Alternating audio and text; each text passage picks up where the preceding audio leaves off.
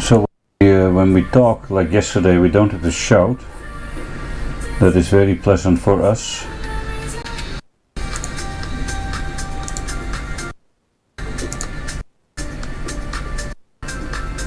Plus I can do live now. Like yesterday, we don't have to shout. That is very pleasant for us.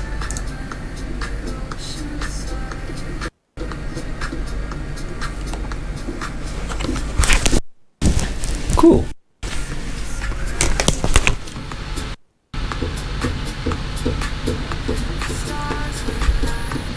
Once the frame is gone later, we will put this GoPro towards the goldfish.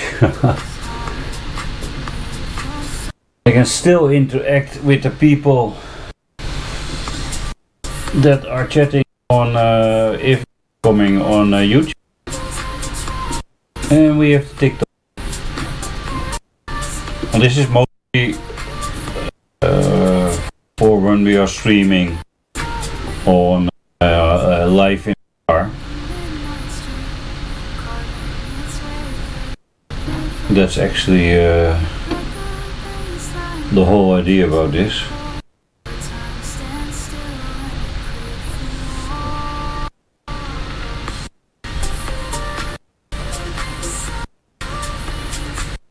Hello, Jenny.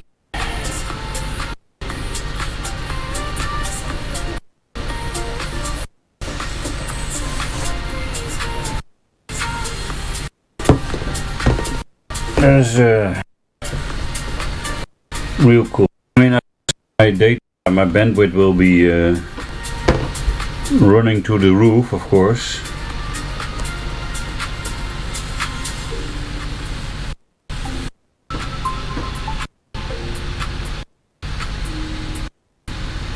We will stream like this. Well, I guess I can connect it to the local Wi-Fi.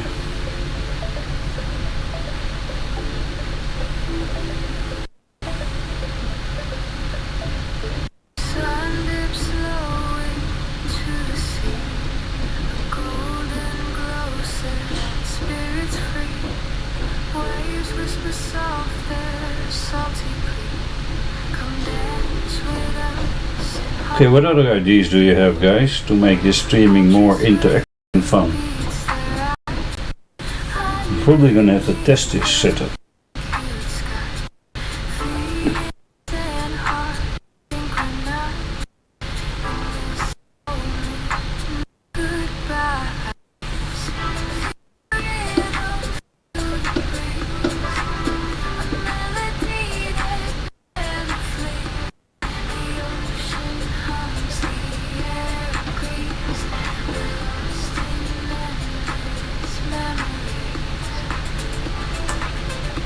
Yeah, I think it will be good if we test this setup in the coming days. No, that for that, Martina, I need to have. I'm now literally streaming on two cameras with two devices with that are completely separate. In theory, it would be possible to have a software and hardware where you can switch between cameras, but for that you need to have a laptop or a desktop or a laptop to make it run smoothly. So once we have the cabin built, then I can install a small cheap desktop that can have all the cameras going inside, and then we can stream. It's between phones, but that's also costly. It's gonna cost probably around the €200 for everything you need, software and things like that. So that's not really happening. We will try to place the GoPro outside, externally, later. So we can do a corner view, because most of the time it happens to the right side. So we'll do a corner view, corner to front right, basically.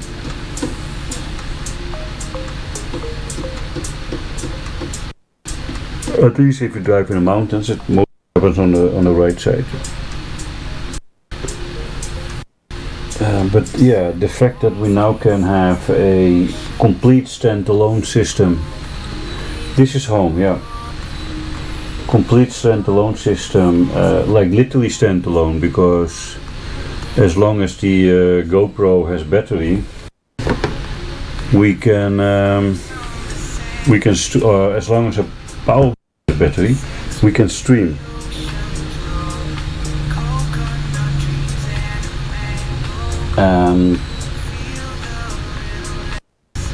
And these external microphones, of which I can also talk while driving without the engine being too much.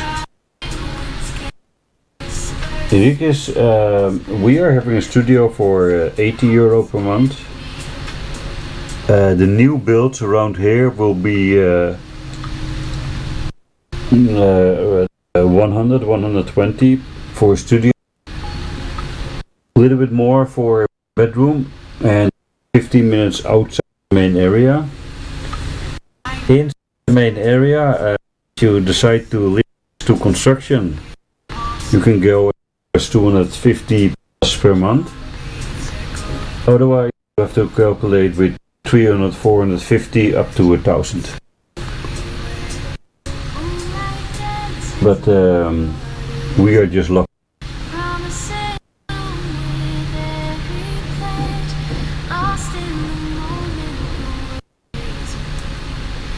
Because you will not find a house at 80 anymore. Maybe if you're local and you rent from a local.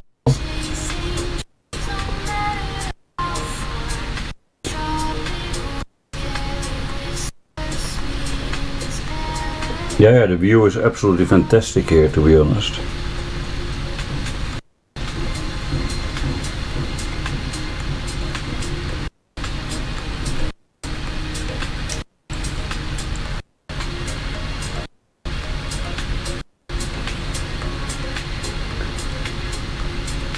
Palma, thank you so much for the follow.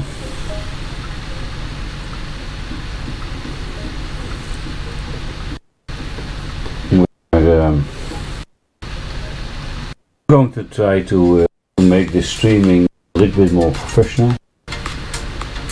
I mean, already I'm sitting in using two microphones, cameras, because YouTube is also streaming now.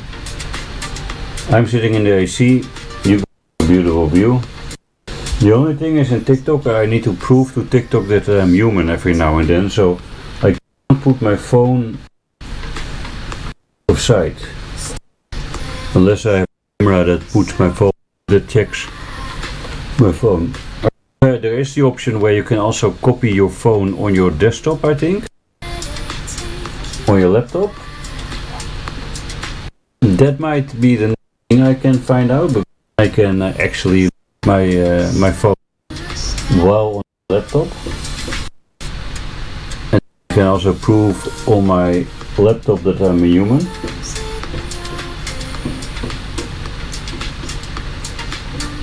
But I'm pretty excited that this works. That this the GoPro is now a completely standalone issue. What's your opinion about Southeast Asia, Thailand versus Cambodia versus Vietnam? I mean, you should also do versus Laos, right? Versus Laos. Yeah, three different countries. You cannot compare them. Thailand ahead of the game with many things, visa, infrastructure, but getting more busy and more expensive. Some local bars in Thailand pay Western prices for it. Vietnam catching up rapidly. Still a bit public transport infrastructure. The highly touristic cities like Da Nang, well, still affordable. Cambodia, I only have been in Siem Reap and Phnom Penh, but to be honest, not a fan. I like Siem Reap.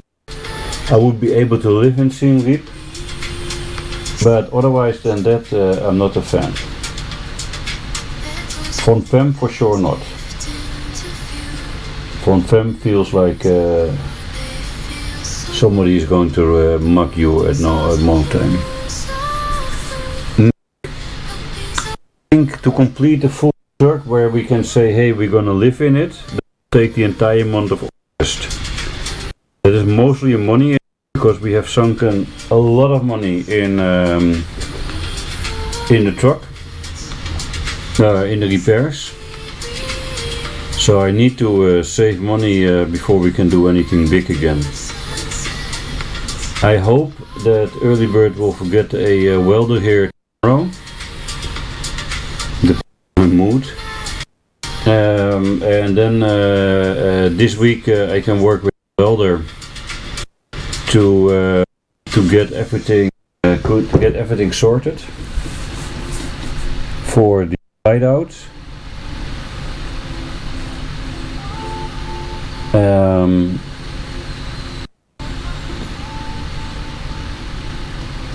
Yeah.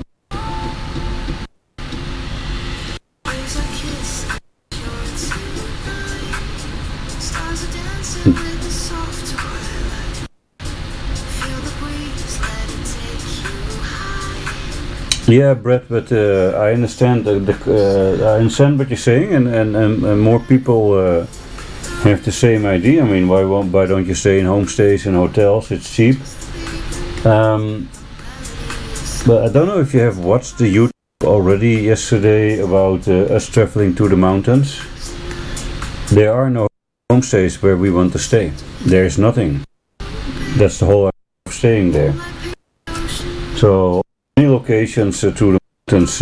Mountain passes always have sideways and side steps where you can just about park one or two cars, the emergency lanes, where everything goes, when everything goes deadly wrong. But there are so many places in the world where you want to stay, or where you want to like to stay, with a beautiful view and nature around you. A lake, in a forest, on a mountain, next to the ocean. So not so much about traveling and staying in hotels, more about the adventure, living independently in a car. And that's also what we want to show you. I think if you travel from hotel to hotel,